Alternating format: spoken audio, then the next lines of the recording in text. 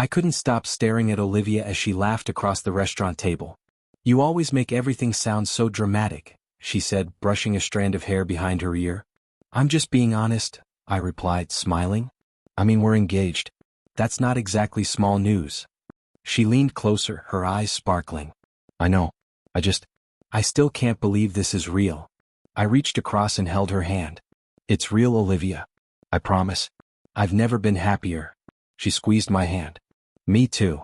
I glanced over at Ryan, sitting a few tables away. He raised an eyebrow and mouthed, "Pay attention." I waved him off, but the warning stuck in my mind. Ryan always had this way of noticing things I didn't. "Who's paying for the wedding?" I asked, trying to sound casual. Olivia hesitated just a fraction. We're figuring it out. Mostly us, I think." Ryan's glance returned, sharper this time. I frowned. Something about her hesitation didn't sit right with me. "I just want it to be perfect," I said, forcing a laugh. "I want everyone to remember this day." "You always make everything sound perfect," she said softly. "I love that about you." Her words made my chest tighten. I felt warm, almost dizzy with happiness. We were going to have this life together, the kind I'd dreamed of but never dared hope for. I was convinced nothing could ruin this moment. Until my phone buzzed. "I'll be right back," I said, glancing at the screen. Ryan's text read, "Watch her phone." I frowned, tucking the warning away in the back of my mind. When I returned, Olivia was smiling, but a flicker of something, hesitation? Guilt? Crossed her face as she slid her phone into her purse. I tried to ignore it. Maybe I was just overthinking. "So," I said, sitting down, "any plans for the honeymoon?" She leaned back, eyes dreamy. "I was thinking Hawaii. Or maybe Europe. Somewhere we've never been." "I love it," I said. "Just the two of us. No distractions." Her smile widened. "Just the two of us." I caught the way she glanced at her phone again, quickly hiding it under the table. My stomach twisted. "Everything okay?" I asked. "Yeah, totally," she said too quickly. "Just a message from work." I nodded but couldn't shake the feeling. The way she smiled, the way she shifted, the way she whispered little secrets to herself. It was all slightly off. I pushed it down. "Don't ruin this night," I told myself. Ryan leaned over and whispered, "Be careful, man." "I'm fine," I said. "It's nothing." But as Olivia reached across and took my hand again, I felt a tiny knot of doubt form in my chest. It was subtle, almost ignorable, but it was there. Something in her past seemed like it was waiting, lurking behind those sparkling eyes. I didn't want to see it, not tonight. For now, I held her hand and smiled, letting the laughter and soft words fill the space between us. This was supposed to be perfect. I told myself I'd deal with doubts later. Tonight it was just us. I just didn't know how fragile that perfection really was. Olivia had insisted I meet some of her old friends that Saturday evening. "You'll like them," she said, linking her arm through mine. "They're fun, I promise." I nodded, trying to mask the unease that crept into my chest. "Fun, huh?" "You'll see," she said, flashing that effortless smile that always made me melt. When we arrived, a tall guy with a casual grin approached. "Olivia." "Hey." "Derek," she said, hugging him. I froze for a fraction of a second. "Derek?" Her ex. "Ethan, this is Derek Wallace," Olivia said, introducing me. "Nice to meet you," I said, forcing a smile. Derek shook my hand firmly. "Likewise." He lingered for a moment, too close, his hand brushing mine a second time. I swallowed hard and reminded myself to stay calm. "She said he's just a friend." "So, you've been keeping busy?" Derek asked, eyes flicking to Olivia. "Yeah, work's been work," she said. "And the wedding?" Derek tilted his head, almost teasing. I felt a twinge of jealousy. "We're figuring it out," I said. "Lots of planning." Olivia glanced at me, then back at Derek. "Yeah, Ethan's been helping a lot." Derek nodded, smiling like he owned some secret. "That's good. You deserve it." I forced my smile tighter. "Thanks." Later, Derek handed Olivia a small envelope. "Here, just a little something I thought you might like." I raised my eyebrow. "Oh, what's that?" She opened it discreetly and whispered, "It's nothing." I noticed the subtle blush on her cheeks, the way her hand lingered over the envelope. My stomach tightened. "Nothing?" I asked, carefully neutral. "Yeah," she said, forcing a laugh. "Just a card from Derek. It's sweet." I bit back a sharp comment. Instead I said, "Cool." But inside, a storm was brewing. I couldn't help thinking about all the times she mentioned Derek as just a friend. Over dinner, Olivia talked about college, work, and old times with Derek. He laughed at jokes she made, sometimes touching her shoulder lightly, almost automatically. I kept my eyes on them, heart thumping, but I didn't speak up. Not here. Not now. Later, I asked, "You two really were just friends?" "Yes," she said almost too quickly. "Derek and I were over. I promise." I nodded but didn't feel reassured. Something about her tone felt defensive. "Okay," I said quietly. Ryan had warned me before. "Pay attention," he'd said. I replayed those words in my head, feeling the warning grow louder. During dessert, Olivia leaned over. "You're quiet tonight. Everything okay?" "I'm fine," I said, forcing a smile. "Just thinking." She touched my hand lightly. "Don't worry. Derek's harmless." I wanted to believe her. I really did. But the flicker of doubt was already there, tiny but insistent. Her glances, his gifts, the casual intimacy, it didn't feel harmless. After dinner, I asked casually, "Derek's been helpful lately?" Olivia hesitated. "Well, a little. But only in small ways. Nothing serious." "Small ways?" I pressed, trying to keep my tone calm. She smiled nervously. "You're overthinking it, Ethan. He's just being friendly." I nodded, but my mind raced. Friendly? Or something more? As we walked to the car, I kept my thoughts to myself. The tension between what she said and what I saw gnawed at me. I wanted to confront her, demand the truth, but something told me I wasn't ready. Instead, I said, "Thanks for tonight. It was nice meeting everyone." She smiled, squeezing my hand. "I'm glad you came." I forced a smile back, but inside I was unraveling. That evening planted the first real seed of doubt in my mind. Trust, loyalty, love, they all felt fragile now, hanging by a thread I wasn't sure could hold. I wanted to ignore it, push it aside. But as I stared at Olivia, laughing softly with Derek one last time before we left, I realized this hidden shadow wouldn't disappear on its own. Something had shifted. Something was brewing. And I wasn't sure I'd be ready for it. I was folding wedding invitations when I noticed a small envelope tucked behind Olivia's planner. Curious, I pulled it out and froze. It was a receipt for a wedding dress. Paid in full. By Derek Wallace. I dropped the envelope. My hands shook, my heart thumped so hard I thought it might burst. I muttered, "No, no, this can't be real." Olivia poked her head into the room. "Hey, what's wrong?" I tried to steady my voice. "Nothing. Just tired." She frowned. "You look pale. Did something happen?" I swallowed. "I'm fine. Really." Her brow furrowed, but she didn't press further. I turned back to the receipt, staring at Derek's name. The ink seemed to mock me. He paid for her wedding dress? I wanted to scream, to throw something, but I didn't. Instead, I sank into a chair, gripping the receipt as if it were both proof and a weapon. I called Ryan immediately. "Ryan, I found something. I don't know if I should." "Slow down, man. What is it?" Ryan asked, his voice calm but sharp. It's a receipt. For the wedding dress. Derek paid for it." My voice cracked. I can't believe this." There was silence on the other end for a moment. Then Ryan said, "Don't confront her yet. Not without proof. You need facts, Ethan, not emotions." "I don't care about proof. She lied to me, Ryan." "She lied." I shouted, my chest tightening, eyes burning. "Exactly why you need proof. Don't blow up your relationship over assumptions. Gather evidence first, then decide what to do." I ran my fingers through my hair. "I don't know if I can wait." Seeing his name there, it's like a punch to the gut. Ryan's voice softened. "I get it, man. I do. But losing control now won't help you. Think about the bigger picture." I hung up and paced the room. My mind raced, replaying every conversation with Olivia, every time she mentioned Derek casually. Just a friend. My stomach churned with anger, jealousy, and disbelief. I remembered her telling me, "He's harmless.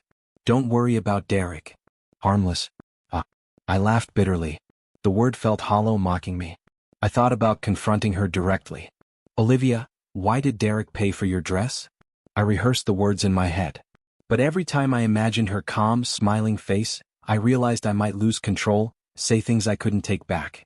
Instead, I decided to investigate quietly. I needed answers before I acted. I grabbed my laptop and began searching for any links between Derek and her purchases, emails, even social media interactions. I noticed patterns immediately, subtle references she'd never mentioned, little notes in her calendar. Derek's presence was everywhere, just beneath the surface. My anger simmered, turning into a cold, calculated determination. I won't let this go unnoticed. I called Ryan again. Okay, I'm going to track this. Step by step. I need to know the truth before confronting anyone. Good, Ryan said. Just be careful, Ethan. Don't let anger blind you. You're better than that. I exhaled slowly, trying to steady my racing heart. I know. I trusted her. I know, man. And it's okay to feel betrayed. Just make sure you handle it smartly. I hung up and sat down at the table, staring at the receipt. I wanted to rip it up, throw it away, pretend it never existed, but I couldn't. This piece of paper was my truth, my proof, my trigger. My mind replayed every moment from the last few weeks. The hidden texts, the hushed phone calls, the fleeting glances at her phone.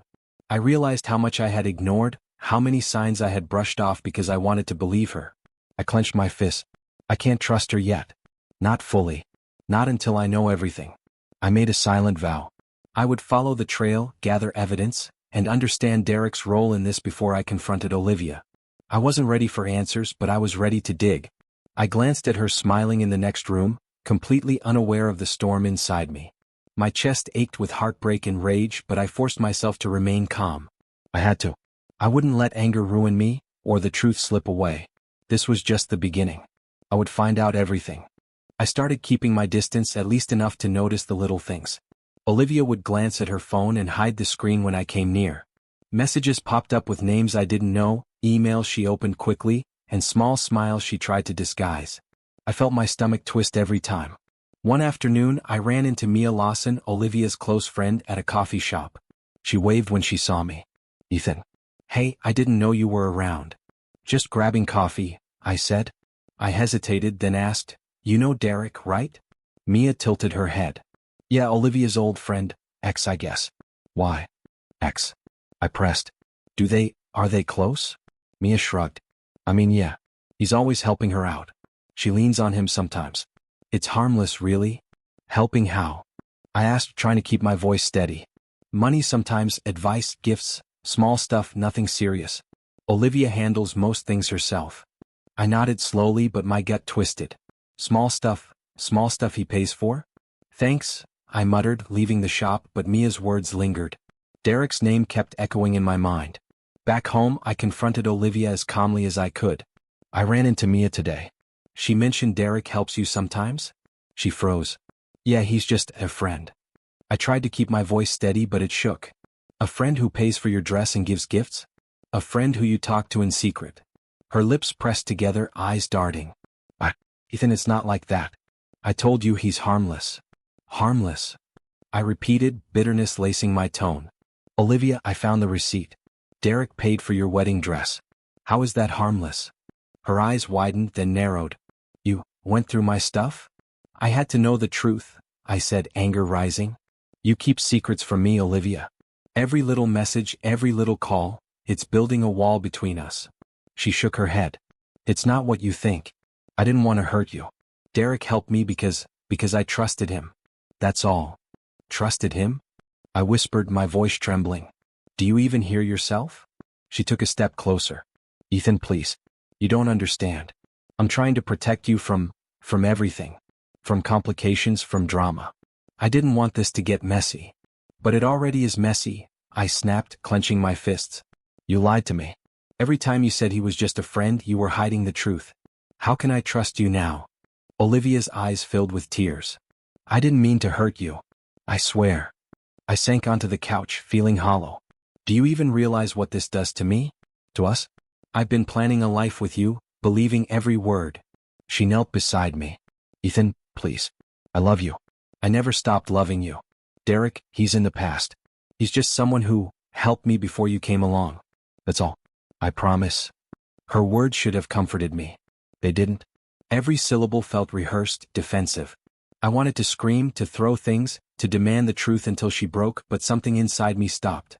I didn't want to give her the satisfaction of seeing me lose control. Instead, I whispered, I don't know if I can believe you. Not fully. Not yet. She flinched like my words were a physical blow. Ethan, please. I'm telling you the truth. You have to trust me. I don't know who to trust anymore, I admitted. You, your friends, everyone. I feel like I'm surrounded by lies and I can't breathe. Olivia's hand trembled as she reached for mine. I swear. I'm telling the truth. You have to believe me. I pulled my hand back. I want to believe you. I really do. But everything feels wrong. Every secret, every hidden message, every gift. It's like there's a shadow over us. She bit her lip, silent. The air between us was thick, suffocating. I stood up abruptly. I can't just ignore this anymore. I need to know the whole truth. Her eyes widened, panic flashing. Ethan, please wait. Don't do anything drastic. I didn't answer. I walked toward the door, gripping my phone. I'll find out myself, I told myself. I'll follow every trace until I know everything. Olivia called after me. Ethan, please? I didn't stop. Not yet. The betrayal was just beginning. I couldn't sleep that night. Every time I closed my eyes, I saw the receipt, Derek's name glaring back at me like a brand. I sat up, running my hands through my hair, muttering to myself, how could she? How could she? I grabbed my phone and called Ryan. I just can't handle this alone. What happened? Ryan asked, his voice low but steady. It's Olivia, I said, my voice cracking. She accepted help from Derek. She let him pay for the wedding dress. She lied to me, Ryan. There was silence for a moment. Then Ryan said, Ethan, breathe. Okay. What are you thinking? I don't know. I feel shattered. I trusted her completely. And now it's like everything was a lie. Ryan sighed. Did you confront her? Yes, but she said it was harmless. That he's just a friend. I can't believe someone I love could betray me so casually. My hands shook as I spoke. It feels like my whole world is crumbling. Harmless. Ryan repeated. Ethan, you have every right to feel betrayed. But you have to think carefully. Do you confront Derek? Do you confront Olivia? Or do you wait and gather proof? I ran my fingers over the receipt again, feeling a mixture of rage and disbelief. I want to confront him. I want to yell, to tell him he has no right to. I don't know, make him feel what I feel. Careful, man, Ryan warned. Anger will cloud your judgment. You need clarity, not revenge born out of pain. I groaned, lying back on the couch. Clarity? I've got sleepless nights, constant thoughts of betrayal, and the feeling that I've been blind this whole time. How do I stay calm? You focus on facts, not emotions, Ryan said.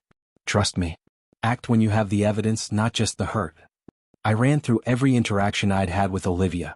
Every hidden glance at her phone, every secretive message, every casual mention of Derek she tried to downplay. My stomach twisted. Did I miss all the signs? Could I have stopped this? Could I have?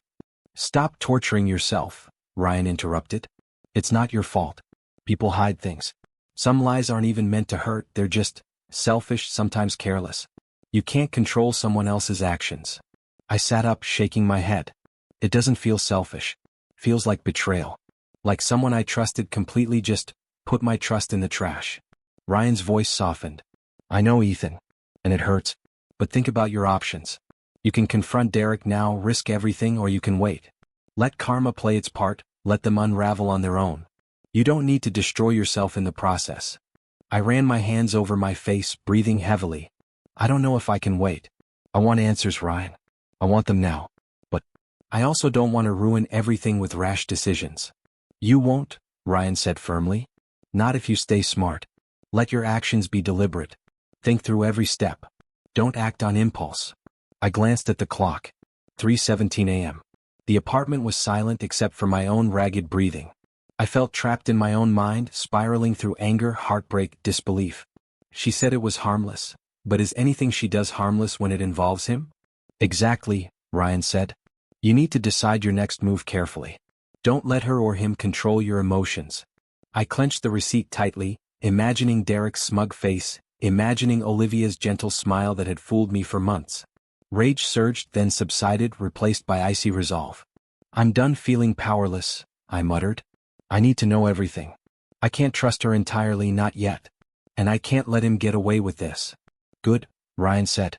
Then plan. Gather evidence. Be patient. When the time comes, you'll act and you'll do it right. I leaned back, staring at the ceiling, heart pounding. I realized that sleep wouldn't come tonight or for many nights to come. I was trapped in a storm of emotions, betrayal, heartbreak, anger, but for the first time I felt something else too, determination. I will find out the truth, I whispered to myself. Everything Derek's done. Everything she's hidden. And when I do, I'll decide what to do. Ryan's voice lingered in my head. Don't act on impulse. Be smart. Be deliberate. I exhaled, gripping the receipt. The breaking point had arrived. I was shattered, yes, but I was awake now. A part of me, cold and calculating, had taken control. Tomorrow I would start tracking every move. I wouldn't let anger destroy me. I wouldn't let betrayal dictate my life. I would uncover the truth step by step, no matter how long it took. Because once you see the cracks in someone you love, you can't unsee them. And I would not forgive blindly. I sat at my desk, staring at my laptop, the receipt for Olivia's dress still folded neatly beside me. I told myself I wouldn't act recklessly. I needed a plan, smart, precise, and careful. Revenge didn't have to be violent. It could be psychological, social, emotional. That realization gave me a strange sense of control. Ryan called first thing. So, what's the move? I'm not confronting anyone yet, I said. I'm gathering, watching, learning. I want to understand Derek completely, finances, habits, vulnerabilities. Sounds calculated, Ryan said. Good. Don't let emotion ruin it. I won't, I promised. But inside my chest ached with grief. Olivia had betrayed me, and yet I couldn't hate her fully. That part of me still clung to what we had, even as another part sharpened into resolve. Later, I ran into Sophia Grant, a mutual friend of Derek's, at a cafe. She waved when she saw me. Ethan. I didn't expect to see you. Hey, Sophia, I said, sliding into the chair opposite her. Do you know Derek well? She smiled, nodding. Yeah, we've been friends for years. Why? I'm curious, I said cautiously. How is he usually? I don't know, with people? Friends? Prideful. Sensitive. Sophia laughed lightly. Prideful, definitely. Loves to be admired. Vulnerable too, but only if he trusts someone completely. Why are you asking? Just trying to understand him, I said, keeping my tone casual. Someone I know is involved with him and I need a sense of how he thinks. Oh, Sophia said, frowning slightly. Well, he's a good guy deep down, but he doesn't like anyone stepping on him. He hides his feelings a lot. That small conversation gave me more than I expected. I felt a spark of control, the first since the receipt had shattered me. Knowledge was power. Back home, I mulled over the plan. I wouldn't expose Olivia outright, not yet. I needed Derek's vulnerabilities first. If I pushed too hard, too early, everything could collapse or backfire. Subtlety would be my ally. I called Ryan again. Sophia gave me insights. Derek's pride is big, but his trust is a weakness. I can use that. Ryan whistled softly. Careful, man. Don't get lost in this. You're walking a thin line between justice and obsession. I know, I said, voice steady. I feel guilty already planning this. But it's the only way to get the truth and balance the scales. I spent hours online, digging into Derek's social media, professional history, and connections. Every photo, every comment, every transaction added pieces to the puzzle. The more I discovered, the more I understood him. He was meticulous, arrogant, and yet fragile in ways few noticed. Perfect targets for exposure without direct confrontation. I found myself smiling at times, a dangerous thrill surging through me. My grief was transforming into resolve, a sharp edge that made me feel alive again. I was learning patience, strategy, and control, things I hadn't needed when I trusted blindly. Olivia noticed the change immediately. At dinner that evening, she studied me over her wine glass.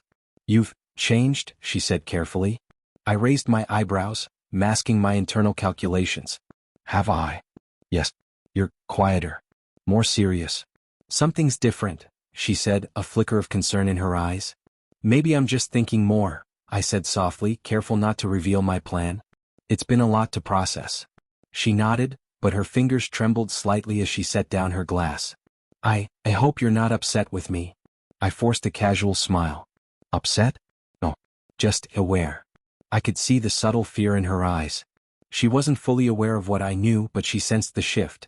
That small recognition made my resolve firmer. I would not act recklessly, but I would make sure Derek, and indirectly Olivia, felt the consequences of their secrecy, naturally and effectively. Later that night, I sat alone, thinking through every step. Each move had to be precise. Every piece of information, every conversation, every message I could gather would feed into the plan. No rash actions, no emotional explosions. Patience was my weapon now. I exhaled slowly. I had lost some innocence, some trust, but I had gained strategy. The grief that had paralyzed me was transforming into a cold, calculated determination. I wasn't just surviving this betrayal, I was preparing to turn it into leverage carefully and deliberately. Olivia had no idea how much I had changed, or how closely I was watching. And soon everything would shift. She senses it already. And that thought, dark and thrilling, gave me a small, controlled smile. I knew it was time to act, but carefully. One wrong move and everything could collapse. I started with small, precise steps. Subtle hints to Olivia's family and friends about Derek's hidden involvement, nothing overt, just enough for questions to arise. I called Ryan first. "It's working," I said, excitement barely hidden. "Working?" Ryan asked cautiously. "What do you mean?" "I've planted doubts. Friends have started asking her about Derek. Family's curious too. Derek's influence is weakening. People are noticing things he shouldn't have done. Careful, Ethan. Don't push too hard," Ryan warned. "You're walking a fine line." "I know," I said. "But I can't stand by anymore. Every lie, every secret, it's all coming to light. And he's going to feel it." Later, I met Nathan Brooks, a former colleague of Derek's, at a coffee shop. I asked casually, "Nathan, you worked with Derek for years. Did you ever notice anything manipulative? Hidden agendas?" Nathan frowned. "Manipulative? Yeah, actually. Derek always had a way of getting people to do what he wanted without them realizing. He'd present favors as kindness, but it was always for his benefit." I leaned forward. "Any examples?" Nathan shrugged. "Well, there were times he'd offer help to colleagues, financial advice, even cover things for them, but always in ways that gave him leverage later. Never seemed obvious at first. Everyone trusted him." I nodded slowly. "Just like Olivia." "Interesting. And no one ever questioned him?" "Not until later. Some did, but most were too blind or too polite. Derek's charm covers a lot." I thanked Nathan and left with a calculated smile. The pieces were falling into place. Derek's pride and manipulation were his weakness. I could expose him without directly attacking him, just by letting truth surface naturally. Back home, I called Olivia. "Hey, can we talk?" "Sure," she said, hesitant. "Everything okay?" "Everything's fine," I said lightly. "I just wanted to clear the air about Derek." There was silence. Then she said, "Ethan, I know you've been investigating." Just listen," I interrupted gently. "I want you to see things from another perspective. Friends, family, they're noticing. Small questions, little observations. It's subtle, but it's happening. Derek can't hide everything." Her voice trembled. "Ethan, I didn't think you'd go this far." "I'm not trying to hurt you," I said, careful. "I'm showing the truth. You need to understand the consequences of secrecy. And Derek, well, he's learning too." I didn't mean to betray you," she whispered. I felt a pang but kept my resolve. Intentions don't erase impact. People notice patterns, Olivia. Trust is fragile.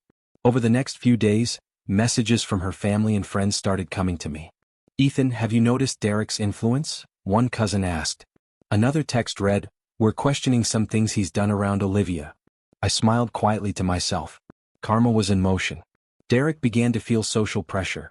Friends whispering, colleagues asking questions, subtle shifts in professional relationships. His confidence faltered, his charm less effective. I met Ryan again. "It's working," I said. "Derek's position is shaky. Socially, professionally, he's cracking." Ryan nodded. "Good. But are you okay? Emotionally?" I hesitated. "I feel satisfaction. But it's mixed. Seeing him falter, I can't help but feel a weight. Revenge isn't clean. It's messy and it stains you too." "You're human, Ethan," Ryan said. "Remember that." Later that evening, Olivia sat across from me at dinner, her hands trembling slightly. "Ethan, I didn't realize how serious this all is. I see now. I see what I did. I betrayed you and I—" "Shoo," I said softly, holding up a hand. "I know. I see it too. You can't erase the past, Olivia. But you can face it." Her eyes filled with tears. "I'm so sorry. I thought I was protecting, but I was just selfish." I nodded slowly. "Intentions don't matter as much as actions. You need to accept that." She leaned back, silent for a moment, watching me. The weight of realization was clear on her face. For once, she wasn't charming, evasive, or defensive. She was raw, exposed, and I could see fear, not just of me but of the truth itself. I felt a cold satisfaction, but it was tempered by unease. Revenge worked, yes, but the emotional cost was heavy. I had changed, Olivia had changed, and Derek, he was unraveling but slowly. Finally, I said, "This isn't about punishment, Olivia. It's about clarity. You need to understand the consequences of secrecy. Derek will learn and so will you. And me? I'll survive this." She nodded silently, swallowing hard. Fear lingered in her eyes. She knew I was no longer the same man she had known, quiet, trusting, naive. I had become deliberate, cautious, and relentless. And the web I had begun weaving was only growing stronger. I walked into the room, heart hammering, palms sweating. There they were, Olivia, calm but tense, and Derek, leaning against the wall with that smug look that always made my blood boil. I had rehearsed this moment in my mind 1,000 times, but now that it was real, everything felt sharper, heavier. "Ethan," Olivia said softly, trying to keep her voice steady. I didn't expect you to." "Save it," I interrupted, my voice low but cutting. "I don't want excuses. I don't want charm. I want honesty. Both of you." Derek's eyebrows shot up. "Whoa, Ethan. Let's just talk. No need for theatrics." I laughed bitterly. "Theatrics? Oh, this isn't theatrics. This is consequences. You two thought you could hide things from me. That I wouldn't see, wouldn't notice, wouldn't feel. Guess what? I did." Olivia flinched, her hands trembling. "Ethan, please. I never wanted." "You never wanted what?" I snapped. "To betray me? To lie. To let him pay for my fiancée's dress and call it harmless." My chest tightened with anger and pain. "Do you even hear yourself?" She lowered her gaze. I made mistakes. I know that now. I should have told you. I should have. Should have." I spat the word. "Should have what, Olivia? Trusted you didn't?" Derek finally straightened, his face shifting from smugness to something closer to concern. "Ethan, calm down. You don't understand." "Don't understand?" I barked. "I understand perfectly. You manipulate, you lie, you hide things that matter. You pretend it's harmless, Derek, but it's not. It's betrayal. And now, everyone knows the truth, your friends, your colleagues, Olivia's family. Your influence is gone." Derek's jaw tightened. "Ethan, that's not fair. You don't know everything." "Oh, I know enough," I said, stepping closer, letting my gaze burn into his. "I know every favor you disguised as kindness, every gift, every secretive message. You think charm covers your pride and manipulation? Not anymore. People are noticing. Karma's in motion." Olivia's eyes filled with tears. "Ethan, I'm so sorry. I really am. I didn't mean for any of this to happen. I never wanted to hurt you." I stared at her, feeling nothing. The pain was still there, but it was duller, replaced with a cold, calculated clarity. Sorry doesn't fix betrayal. Sorry doesn't undo the lies. I've changed, Olivia. I can feel it in me. I don't hate you anymore. I'm indifferent. That's my transformation. I've survived your deception." Her shoulders slumped. I understand. I wanted things to be right. I wanted to protect you.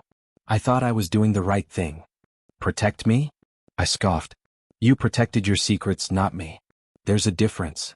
Derek finally spoke, his voice tight. "Ethan, I didn't think it would go this far. I thought it was just friendly, harmless. I didn't realize the consequences." "Harmless," I repeated, letting the word sting. "Do you hear how that sounds? Like a joke. Like my trust, my love, my plans were meaningless." I paused, letting the weight of my words hang in the room. "You've lost credibility, Derek. Professionally, socially, people see who you really are. Pride, manipulation, arrogance. It won't protect you anymore." He opened his mouth to reply, then closed it. The smugness was gone. His eyes darted nervously to Olivia, then to me. I turned back to Olivia. "You need to face your choices too. You can't hide behind charm, excuses, or tears. What you did has consequences. And now you know them firsthand." She nodded, still trembling. "I do. I see that now. I'm terrified of losing everything." I exhaled slowly. My chest was heavy, but I felt a strange peace. This confrontation was more than revenge. It was clarity. Truth laid bare. People crumbling under the weight of their actions. "Ethan," Olivia whispered. "I don't know if I forgive you," I admitted, my voice calm, steady. "Maybe I never will. Maybe I walk away. Or maybe I let karma finish what I started. Either way, I've learned something. I am stronger than your lies, Derek. I am stronger than your manipulation, Olivia. I am stronger than betrayal." Derek's shoulders slumped further. "Ethan." Save it," I said. "You're finished here. That's all I need you to know." Olivia's tears fell silently. I felt a pang, fleeting and distant, but it was nothing compared to the calm clarity settling over me. I had been broken, but now I was unshakable. I turned toward the door, leaving them in the room, their shame and fear hanging like a thick fog. My steps were measured, steady. The emotional storm inside me had transformed into calculated resolve. And as I reached the threshold, I whispered to myself, barely audible, "Justice doesn't need my hand to strike. Karma always finds a way." The door closed behind me, but the echo of this confrontation would linger for them, for me, and for the truth that had finally been revealed. This was not the end, but a beginning. And I was ready. I sat on the balcony, coffee in hand, letting the morning air fill my lungs. Silence had become my companion. Olivia was gone from my life. No calls, no messages, just an empty space where love and betrayal once collided. Derek had faced his consequences socially and professionally, but I didn't lift a finger. Karma had done its work. Ryan's text buzzed on my phone. "Morning, man. Walk later?" I replied instantly, "Yeah." "Meet at the usual spot?" When I met him, he grinned. "You look lighter." "I feel lighter," I said, managing a small smile. "I'm done holding on to anger. Feels weirdly freeing." "Good. That's progress," Ryan said. "How's the rest of the world treating you?" "Better," I admitted. "I've been reading more, exercising, just thinking. I've realized I can't let someone else's actions dictate my life." He nodded. "Smart. So, what's next for Ethan Carter, the survivor of betrayal?" I laughed softly. "Rebuilding. Starting over. Learning who I am without all the drama." We walked through the park, sunlight filtering through the trees. Ryan pointed to a group playing frisbee. "See? Life moves on. You can too." "I know," I said. "I used to rely on others to define me. Trust was a weapon I gave away freely. I won't do that anymore. I need boundaries, clarity, and self-respect." Ryan glanced at me. "And Olivia? Any thoughts?" I shook my head. "Part of me still wonders. But another part, I don't care. She made her choices, I made mine. There's no going back and I don't want to." We stopped at a bench. "What about Derek?" Ryan asked. I smiled faintly. "He's getting what he deserves. Reputation ruined, pride wounded. And I didn't have to lift a finger. That's satisfying in its own quiet way." Ryan laughed. "Look at you, philosopher of karma." "I guess I am," I admitted. "I've learned to observe, plan, and act when necessary, but also to step back and let natural consequences unfold. It's empowering." Later, I met a few new friends through Ryan. People who didn't know my past, who judged me by the person I was becoming, not the man I had been betrayed by. I shared jokes, stories, and slowly rebuilt the warmth that heartbreak had stolen from me. At one point, someone asked about love. "Ever regret it?" a friend said. I paused. "Not exactly. I learned a lot about trust, boundaries, and self-respect. Love isn't just about passion. It's about honesty, mutual respect, and being true to yourself. Sometimes, heartbreak teaches more than happiness ever could." Ryan nudged me. "See? You're wiser already." "I hope so," I said. "I want to keep growing, keep learning. No more blind trust, no more ignoring red flags. I've rebuilt my inner armor." That night, alone in my apartment, I reflected on the journey. Betrayal had left scars, but it had also reshaped me. I no longer felt the constant ache of hurt when I thought of Olivia or Derek. Instead, there was a quiet determination, a sense of resilience. I picked up my journal, scribbling thoughts that had been swirling for months. "I'm stronger than my pain. I am capable of love, but I will never sacrifice myself for deception again." I reread old messages from Olivia, from Derek, and let them fade into memory. The anger had dulled, the lessons remained. I could forgive in my own way, by moving forward, not by forgetting, not by excusing. Ryan called later. "Ethan, you up for a late-night run?" "Sure," I said, smiling. "Let's go." As we ran, the city lights stretching before us, I felt something I hadn't in a long time: freedom. Not the reckless kind, not the blind hope of before. This was intentional, hard-earned freedom. The liberation of someone who had faced betrayal, embraced pain, and rebuilt himself from the inside out. And I knew finally that moving on didn't mean erasing the past. It meant understanding it, learning from it, and using it to shape a stronger, wiser version of myself. Olivia's absence, Derek's downfall, the heartbreak, they were all pieces of the puzzle that made me who I was now. Someone unbroken, cautious, but alive, fully aware of his own strength. For the first time in months, I smiled to myself, truly smiled. The past was behind me. I was moving forward. And this time I was ready for whatever life had to offer. I sat at the coffee shop, notebook open, the hum of conversation around me a comforting backdrop. Ryan had left early for a meeting, and I was alone with my thoughts, letting them settle instead of storming. My phone buzzed with a message, new, unexpected. "Hey Ethan, mind some company?" It was from Ella Thompson, someone I'd met at Ryan's gathering last week. She was bright, curious, and had a presence that didn't carry the weight of betrayal or expectation. I typed back, "Sure. See you in 10. When she arrived, she smiled warmly. "Hey, mind if I sit?" "Not at all," I said, gesturing to the chair opposite me. "So," she said, settling in, "how's life treating you?" I chuckled lightly. "Honestly? Better. Slowly, but it's moving forward. I've learned a lot from past experiences. Heartbreak, betrayal, it teaches you things you don't want to know but you need to learn." Ella nodded, listening carefully. "I get that. I've had my share of challenges too. But it sounds like you're handling it well." "I am," I said, looking down at my hands for a moment. I spent months consumed by anger, by revenge, by the what-ifs. But eventually I realized the real power isn't in punishing others. It's in accepting, in learning, and in transforming yourself. That's what closure really is, understanding, not control. She smiled, leaning forward slightly. "That's impressive. Most people can't see that. They get stuck in the hurt, the bitterness." "I almost did," I admitted. But I had to remind myself, holding on to pain doesn't make you stronger. It just keeps you trapped. I wanted to break free, so I worked on myself. Ryan helped, friends helped, and slowly I rebuilt who I am. Someone stronger, more cautious, but still capable of trusting and loving. Ella tilted her head. "So, you trust again?" "I do," I said carefully. "But differently now. I trust, yes, but I choose wisely. I've learned the value of boundaries, of listening to intuition. I don't ignore red flags. I don't hand over my heart blindly anymore." She laughed softly. "Sounds like you've grown a lot." "I have," I agreed, smiling faintly. "I've also realized something important. Karma isn't about me controlling outcomes. It's letting natural consequences take their course. Derek faced his downfall, Olivia faced her regrets, and I faced myself. All without trying to orchestrate every detail. That alone is empowering." Ella's eyes lit up. "That's inspiring. I feel like you're finally free." "I am," I said, sipping my coffee. "Free from bitterness, free from obsessive thoughts about the past. But not free from memory. The scars remain. They remind me what I survived, what I overcame, and how to navigate life with clarity."